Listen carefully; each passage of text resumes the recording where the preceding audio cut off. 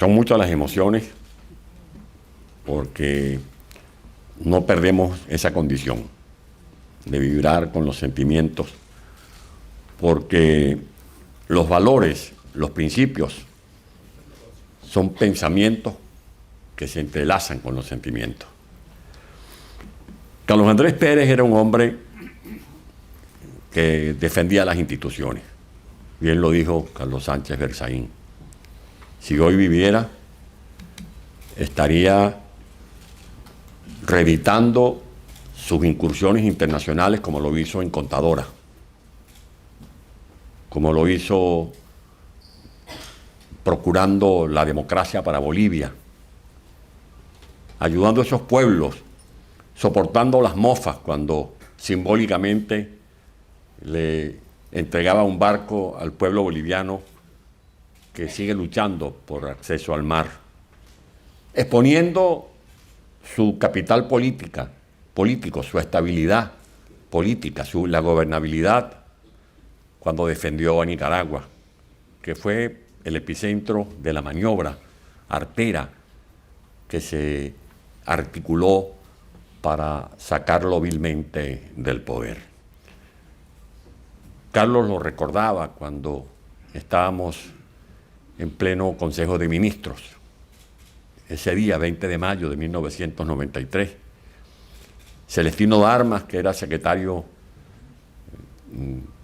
general de la Presidencia, ministro de la Secretaría, tenía un puente telefónico con el doctor Luis Beltrán Guerra, que era quien estaba buscando información de qué decisión estaban tomando los magistrados en la Corte Suprema de Justicia.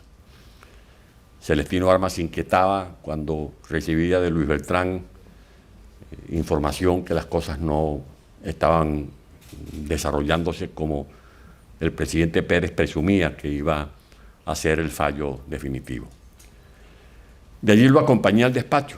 Yo tenía ese privilegio, porque más que gobernador o miembro del gabinete, era su amigo. Y vi a aquel hombre sereno en el despacho, viendo los cuadros, las pinturas de Bolívar, de Sucre, comenzando a borronear el discurso que en algunos párrafos acaba de citar Carlos Blanco y que es lo que da lugar a este título, El presidente que murió 2 veces. Lo acaba de leer Carlos cuando dijo hubiese preferido otro tipo de muerte.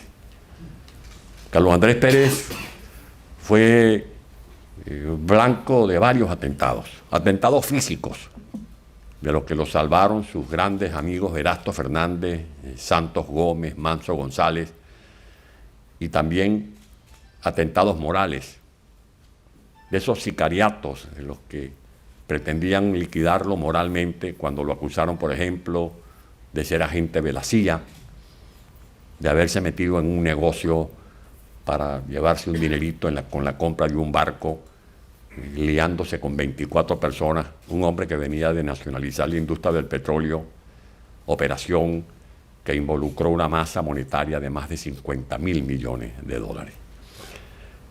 Pero Carlos Andrés Pérez, cuando algunos ministros, algunos miembros de su gabinete, con la mirada, con la expresión corporal que hablaba por sí sola, trataban de sugerirle que tomara alguna decisión para defenderse, él respondía que por encima de su posición política, del poder que ejercía, estaba la democracia, estaban las instituciones.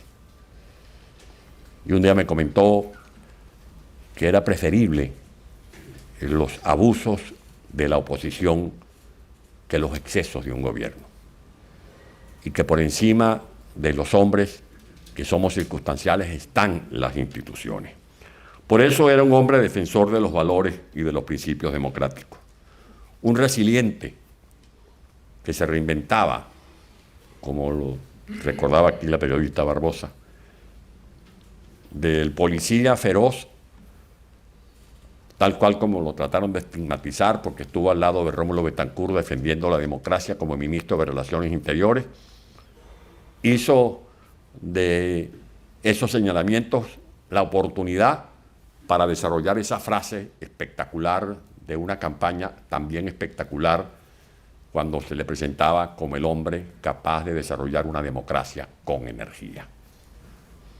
El hombre que usaba esas frases, esos dichos, llueve y escampa, como cuando sentía el chaparrón de las derrotas, pero después de estar empapado de esas adversidades, era capaz de tomar el sol, templar el espíritu, acerar su voluntad de lucha y volver a cantar victoria.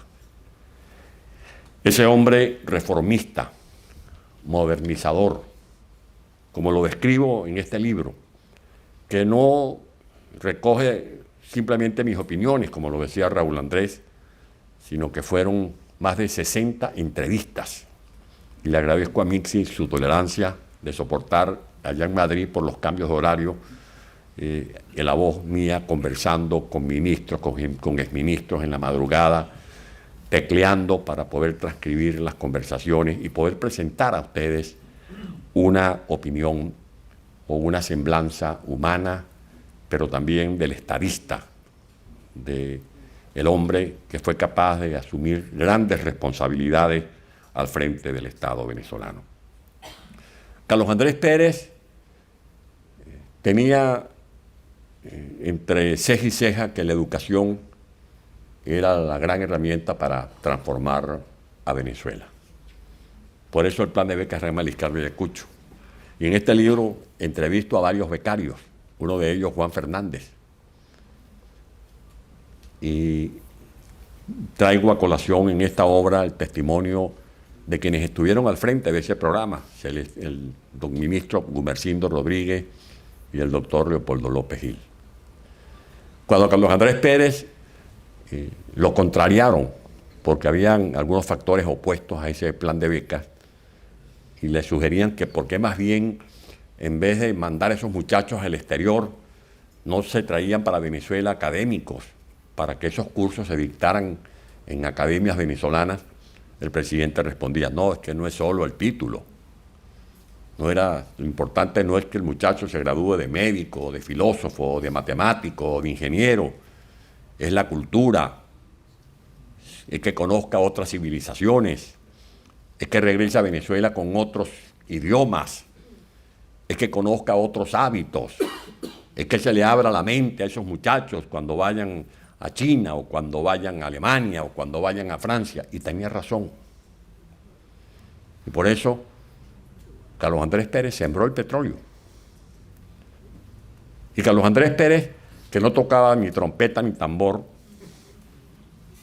pero tenía el alma en la música, o la música en el alma, fue el que le dio la batuta al maestro José Antonio Abreu.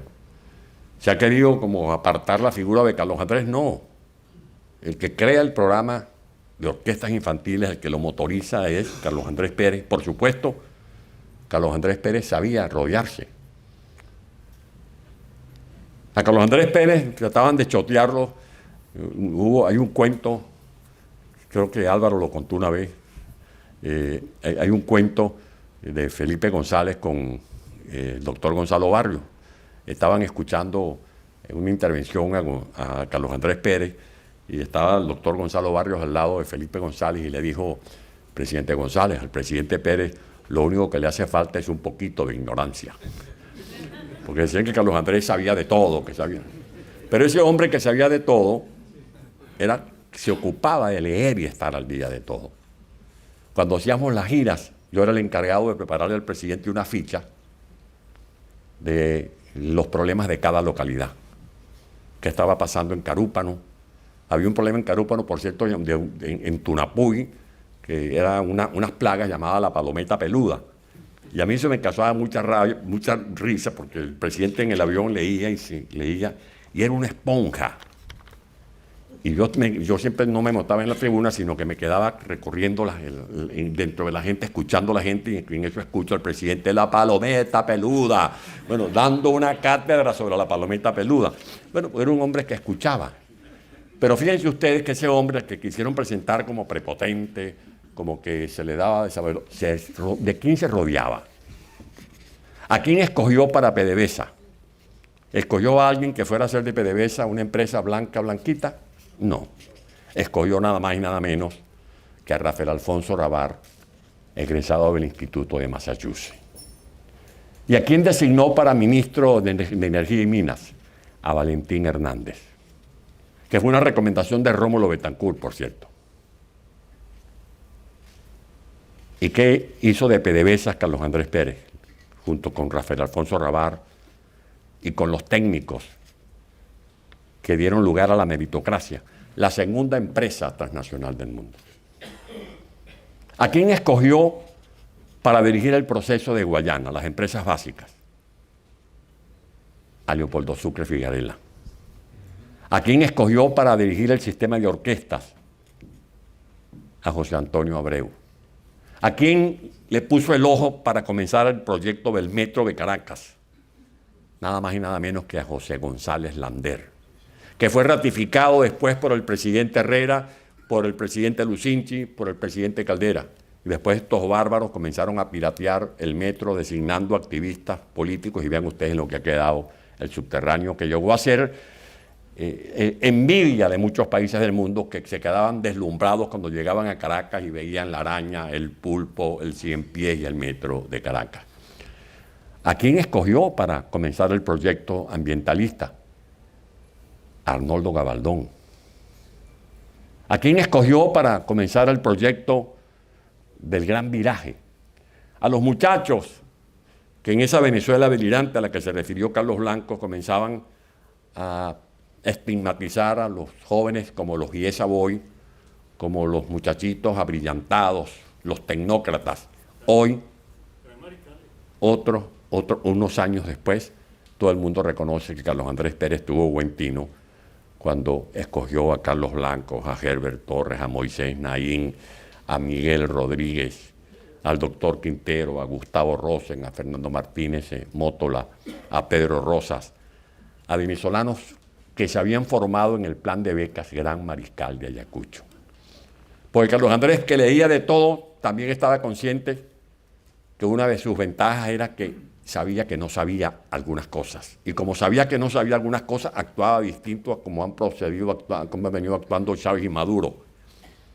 Carlos Andrés se rodeaba de los mejores. Y por eso el Gran Viraje.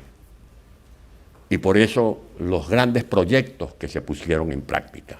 Y fue un estadista visionario. Visionario, por ejemplo, cuando se empeñó en incorporar en el proyecto de ley de reversión petrolera el artículo 5. Eso fue un proceso transparente. La comisión estaba integrada por más de 50 ciudadanos de las distintas tendencias políticas. Y había unanimidad en la promoción del proyecto. Luego, al final, hubo discrepancia por el artículo 5. Y uno de los grandes analistas petroleros de Venezuela, como fue Juan Pablo Pérez Alfonso, llegó a decir que era una nacionalización chucuta. Y cuando fue al debate el proyecto de ley, intervinieron 2 senadores vitalicios, uno de ellos Rómulo Betancourt, respaldando la tesis del presidente Pérez, y otro Rafael Caldera, que calificó de rendija el artículo 5. De eso nos pudiera hablar Horacio Medina con lujo de detalle. ¿Y qué ocurrió ahora? Que gracias a ese artículo 5, el propio presidente Caldera pudo poner en marcha la apertura petrolera. Gracias a esa ley, a esa visión con que actuó el estadista Carlos Andrés Pérez, se comenzó a hacer la exploración de la faja bituminosa del Orinoco. Se comenzó a explorar la plataforma continental. Se detectaron los yacimientos gasíferos. Se impulsaron las asociaciones estratégicas, los negocios de ganancias y riesgos compartidos. Se pudieron renovar los patrones de refinación de nuestras refinerías. Se comenzaron a desarrollar los proyectos de conversión profunda, porque nuestro petróleo es pesado y extrapesado. Se internacionalizó PDVSA. Llegamos a tener 22 refinerías dentro y fuera de Venezuela que hoy son chatarra, por obra y gracia de esta tiranía, que nada tiene que ver ese desmoronamiento de nuestro poderío petrolero con las sanciones. Ese fue el estadista visionario. Ese estadista que tuvo mucho coraje, porque hay que tener coraje para pisar los callos que pisó Carlos Andrés Pérez. lo quisieron acusar de corrupción. Y como lo recordaba aquí Carlos Sánchez Berzaín, hubo una de esas frases, además de las frases de Carlos Andrés, que el frío no está en las cobijas, que para qué descansar si existe el descanso eterno, que llueve y escampa. Él decía, cuando se le acusaba de corrupción, ni la tos ni el dinero se pueden ocultar. Y esa anécdota que trajo aquí Carlos Sánchez a mí me conmueve mucho. Era con 22 de diciembre, 23 de diciembre, yo llamé al presidente, me atiende su compañera, me dice, te lo voy a pasar a ver si puede hablar contigo porque tiene mucha tos. No durmió anoche. Cuando me lo pasa, no pude hablar con el presidente. La tos no lo dejaba hablar. Luego hablo con su compañera y le digo, pero ¿por qué no lo llevas a la clínica? Es que hay una deuda. Y ustedes saben que aquí en Estados Unidos eso de expresidente, eso no funciona aquí. ¿What? ¿Mr. President? No, money. Y no había, llamamos a varias personas, algunos respondieron, se pudo hacer la diligencia. Y lo mismo ocurrió cuando el entierro. Aquí está Carlos Orlando. A mí el destino me ha puesto 2 misiones inolvidables para mi vida. Una misión fue que viajé a Nueva York, designado por la dirección del partido en la comitiva a buscar los restos de Rómulo Betancourt. Y otra misión, en acuerdo con la familia del presidente Pérez, viajamos, Carlos Orlando y yo, a Atlanta a buscar los restos del presidente Pérez. Todavía tengo en el alma el dolor de ver a aquellos funcionarios del régimen chavista con unas patas de cabra abriendo el cajón donde venían los restos del presidente de la República. Y le decía yo a ellos, respeten los restos de un expresidente. Y después Chávez dijo públicamente, yo no pateo perro muerto. Pues bien, ese perro muerto hoy está ladrando y le está mordiendo la cola a quien destruyó la democracia.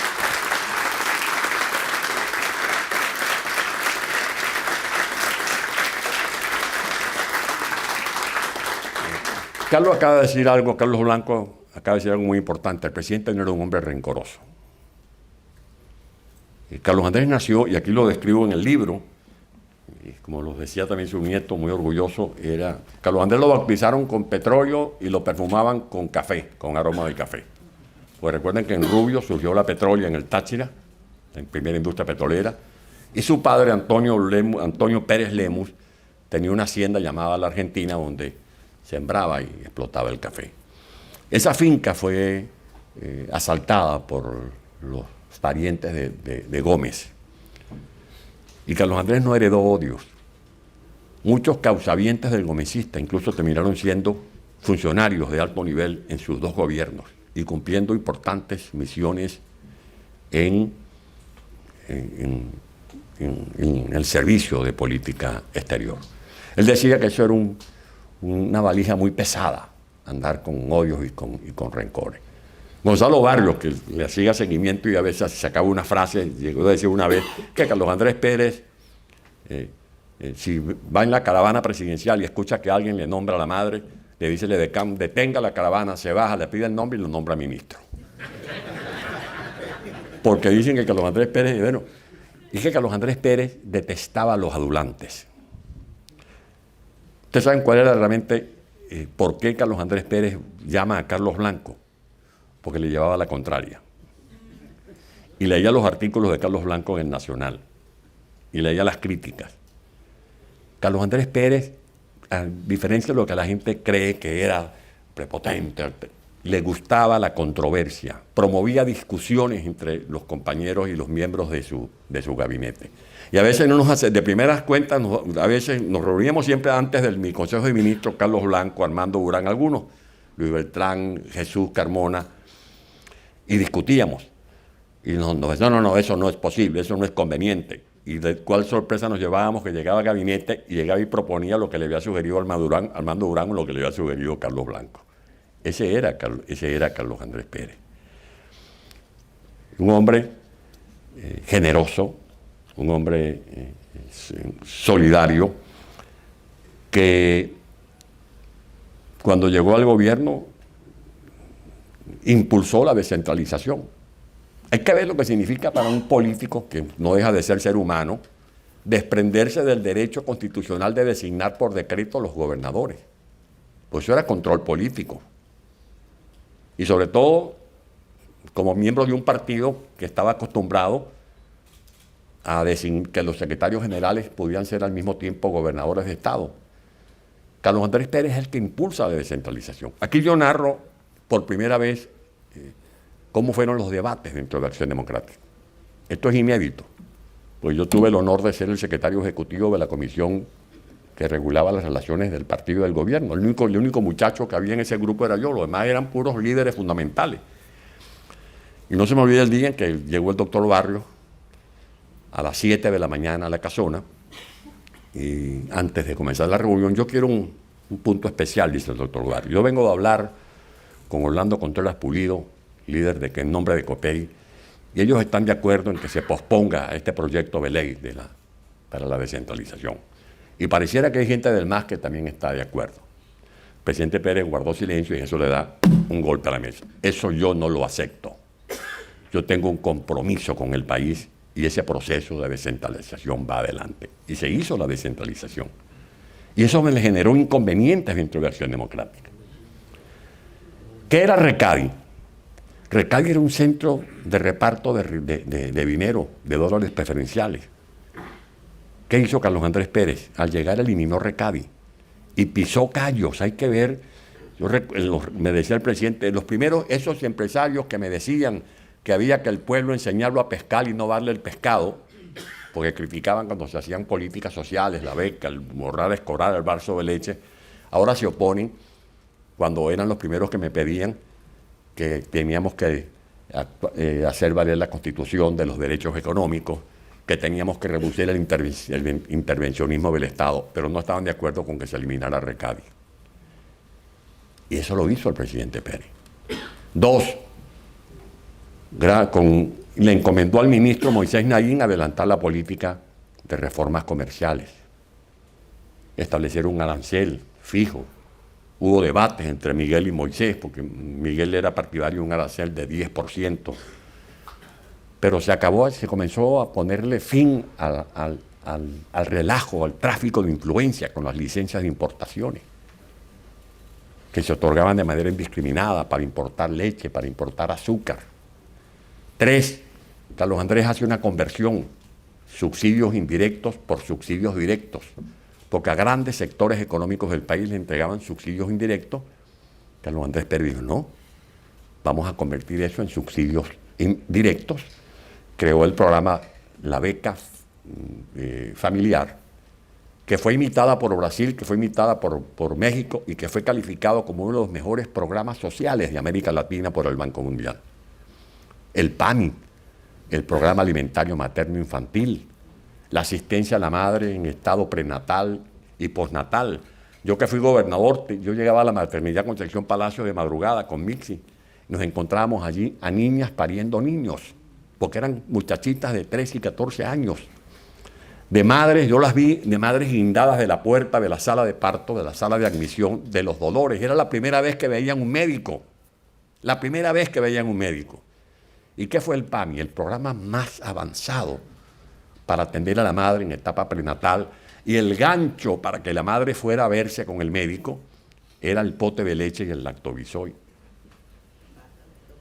Y Carlos Andrés Pérez comienza a desarrollar una política fiscal, una política tributaria, que a pesar de todos los obstáculos dio resultados importantes. Para finales de 1991, Venezuela era el país con el mayor crecimiento económico del mundo, por encima de China, casi 10% del Producto Interno Bruto. Tenía una tasa de desempleo de 6% de primer mundo. Estaba comenzando a dominar el fenómeno de la inflación. Se estaba estabilizando el signo monetario.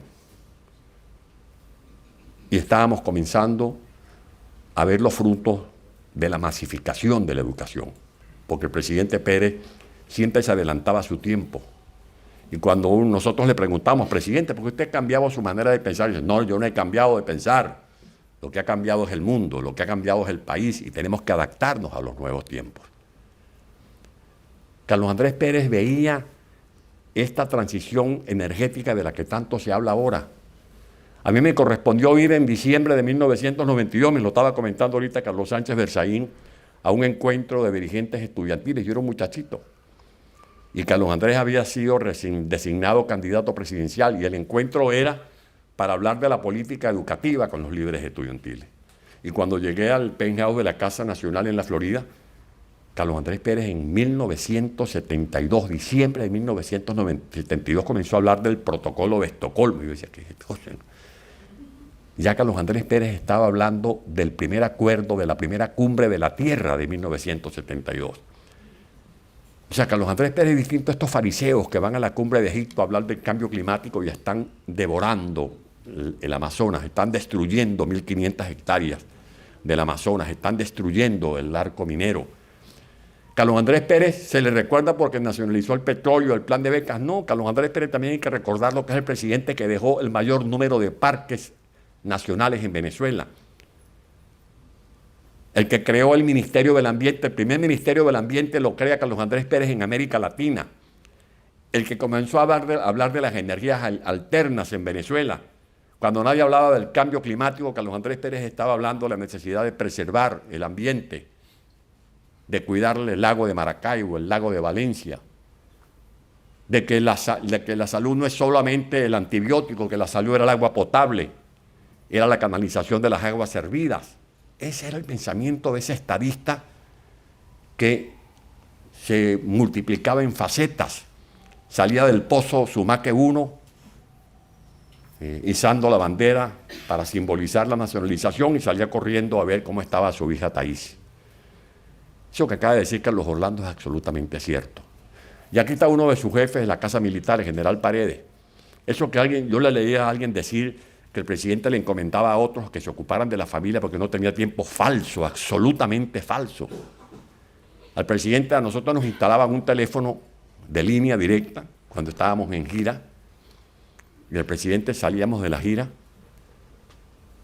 y lo primero que hacía era llamar a su casa, cómo estaba su familia. Yo lo vi con unos lagrimones cuando murió Thaís y el dolor que sintió cuando no le permitieron ir al entierro de su hija.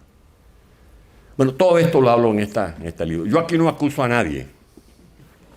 Yo aquí pongo a la orden de los lectores en estas 520 páginas, cómprenlo porque se va a agotar. Hechos absolutamente ciertos. Por ejemplo, ya para finalizar, a Carlos Andrés le fueron minando su aparato de inteligencia. El hombre que supo lidiar con intentos golpistas desde que era un muchacho, después fue víctima del desmantelamiento de su aparato de seguridad. Carlos Andrés a los 23 años era el enlace de Rómulo Betancourt con el capitán Morales.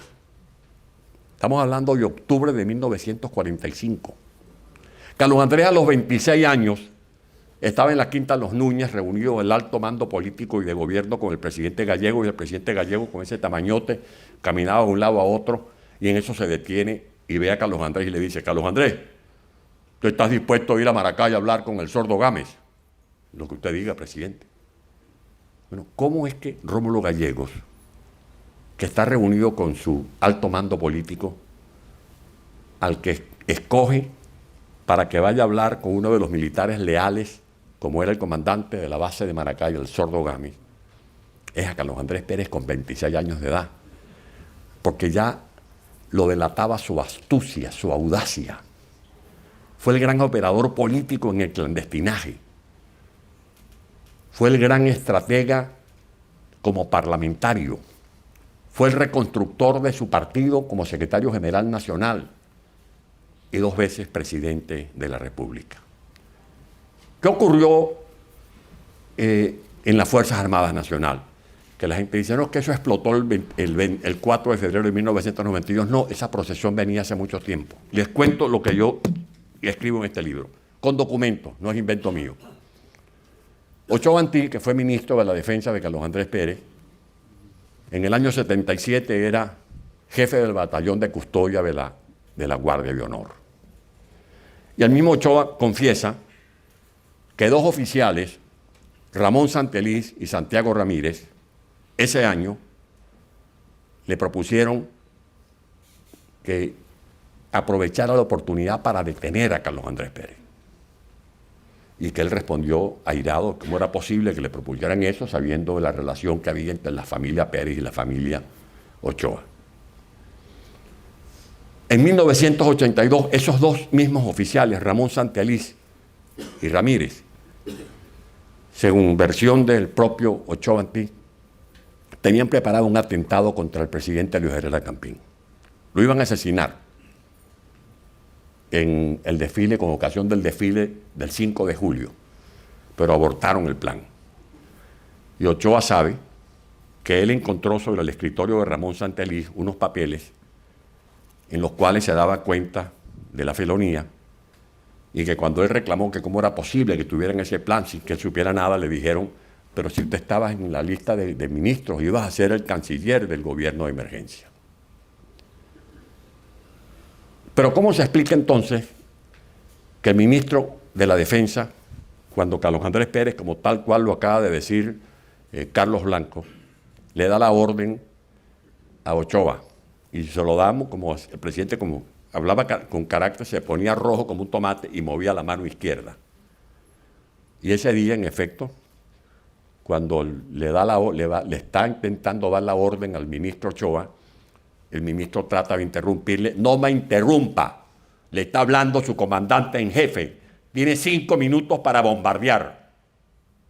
Sí, presidente, vamos inmediatamente. Ochoa Antí manda a Ramón Santeliz.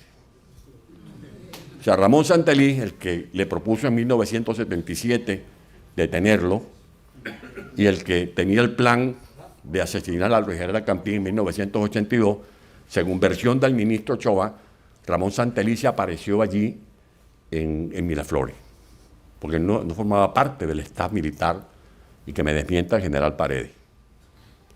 Y a quien escoge el ministro Ochoa para que vaya a buscar a Chávez al cuartel de la montaña es a Santeliz. Y el argumento que le dan para no bombardear es que habían daños colaterales, porque habían unos gasductos que, si los impactos de los disparos del avión, de los Mirage, si no me equivoco, los F-16, podían provocar daños colaterales y muertes de civiles. Bueno, se llevan a Chávez, se desaparece más de 3 horas, el ministro de la Defensa se va a la casona, le consulta al presidente Pérez sobre la declaración de Chávez. El presidente Pérez cumplió el librito cabalmente. Él dio 2 instrucciones el 4 de febrero. Al ministro de Información y Turismo le dijo: no transmita en vivo los discursos del Congreso porque puede haber gente que se quiera aprovechar de esta coyuntura. Bueno, le incumplieron su orden y transmitieron los discursos del ministro Bulisturiez, del presidente Caldera. Sobre todo esa frase del presidente Caldera de que era una exageración decir que iban a matar al presidente. Hay una foto que me mandaron hoy, por cierto, donde aparecíamos Carlos Blanco, Diego Barria, varios ministros, Luis Beltrán, el 4 de febrero. Yo llegué tempranito de la gobernación al Palacio de Miraflores, subí a la suite presidencial, el presidente se estaba medio arreglando y le pregunté: presidente, ¿y usted no sintió miedo? Mire, yo me asomé a esta ventana, me dice, y moví esta cortina, porque el presidente, de la ventana de la suite privada se veía la prevención a la entrada del palacio, y desde la ventana se veía la avenida Universidad y, por supuesto, más allá, el palacio donde funcionaba la Guardia de Honor. Y yo me asomo a ver qué pasa, por qué no se mueve el pelotón de la Guardia de Honor, y en eso me meten un bombazo. El presidente lo salva el blindaje que había ordenado el ministro Figueredo, que, por cierto, eso fue un escándalo muy grande. Los medios de comunicación, que cómo era posible que se gastara en el blindaje del Palacio de Miraflores cuando hacían falta incubadoras en el hospital de niños. Bueno, eso le salvó la vida al presidente. Y los que estuvimos en Palacio vimos los charcos de sangre. Lo que pasa es que esos cobardes que tenían afuera 400 hombres, y Chávez estaba ya encuevado en el cuartel de la montaña, fueron enfrentados por su casa militar, por 27 hombres y mujeres, era lo que habían dentro del Palacio de Miraflores. O sea que sí lo querían asesinar. Pero a lo que voy, Después el ministro Ochoa se va de la casona al Fuerte Tiuna. Antes lo habían llamado diciéndole que era necesario que Chávez declarara en vivo. La orden del presidente fue: declara pregabado y declara sin uniforme, sin charretera y desarmado. Pues bien, Chávez apareció bañado, peinadito y perfumado y armado. Y el pretexto que se le dio es que si no declaraba en vivo, se ponían en riesgo vidas en Valencia, en Maracay, en Maracaibo. Pero lo insólito es algo que quizás ustedes no conocen, y yo lo narro en este libro, que cuando llega el ministro Ochoa al Fuerte Tiuna, ya Chávez había declarado, el ministro pregunta: ¿y dónde está el detenido? Ya lo estamos trasladando para los calabozos de Boleíta, tráigamelo para verlo. Y cuando lo traen, saluda al ministro de la Defensa, el detenido, y en ese momento llega el mesonero del ministro de la Defensa y le dice: señor ministro, ya está listo el almuerzo. Y el ministro de la Defensa, de manera magnánima, le pregunta al detenido: ¿usted almorzó? No, no ha almorzado. Bueno, y lo invita a almorzar con el alto mando militar. Yo me pregunto qué pensaría el general Paredes, que fue tratado irrespetuosamente por los sediciosos. ¿Qué pensaron los militares que arriesgaron su vida cuando se enteraron de este episodio? Que se invita a quien había promovido y minutos antes había asumido la responsabilidad como un gran héroe de un movimiento sedicioso como ese. Bueno, todo eso lo cuento aquí en esta anécdotas, pues como lo dice Carlos, como lo dijo en su magnífico mensaje Luis Beltrán, esta es una obra para el futuro. Yo aquí noté lo que dijo Regalado. Las dictaduras siempre tienen su relato. Chapita, el dictador Trujillo, hablaba tenía su propia historia y metían entre tinieblas la verdadera historia. Pues bien, lo mismo hizo Pérez Jiménez y lo mismo están haciendo estos bárbaros de Chávez y Maduro. Por eso es importante conocer esto. Aquí no es quedarnos anclados en el pasado. Esto es para que los jóvenes, sobre todo los jóvenes, conozcan la historia de Venezuela. Que sepan cómo se fraguó la democracia, cuánto costó la democracia. Y para el futuro, como lo decía Sánchez Berzaín. Y a Marcel Felipe, muchas gracias. Esto ya no es solamente el Museo de la Diáspora, esta es la Casa de los Sueños de la Libertad de toda América Latina.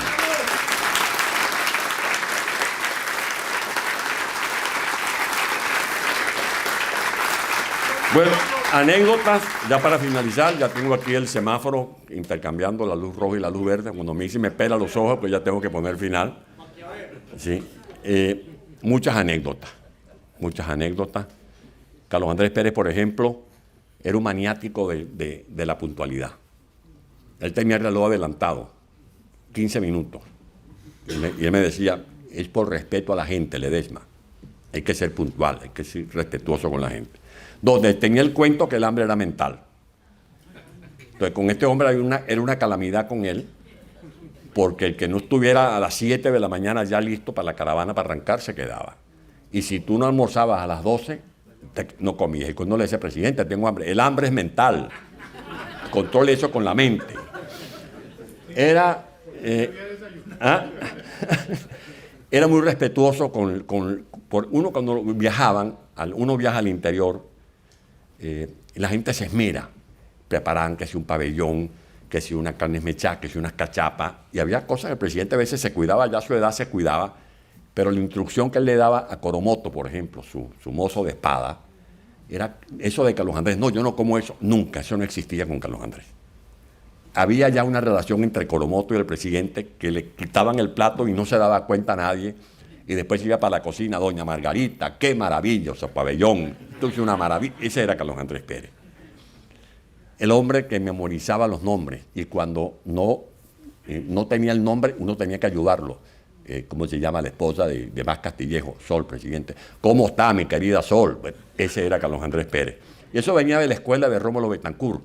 Y esto no es poca cosa, es la relación humana la relación humana, el hombre que llamaba al compañero cuando se le murió un familiar, el hombre que llamaba a la madre y al padre cuando se le graduaba un hijo o cuando le nacía un hijo, y el hombre que discutía con Mixi cuando una vez Mixi le dijo: presidente, a usted le sale ese refrán siciliano que el que no cobra agravio no agradece beneficio. Pero Carlos Andrés Pérez no era un hombre de rencores, como acabo de decir, y por eso gobernó con amplitud y nos deja esta obra y un trabajo pendiente que me acaba de encomendar Luis Beltrán Guerra, que es escribir otro libro, que es El presidente que nació dos veces. Un gran abrazo.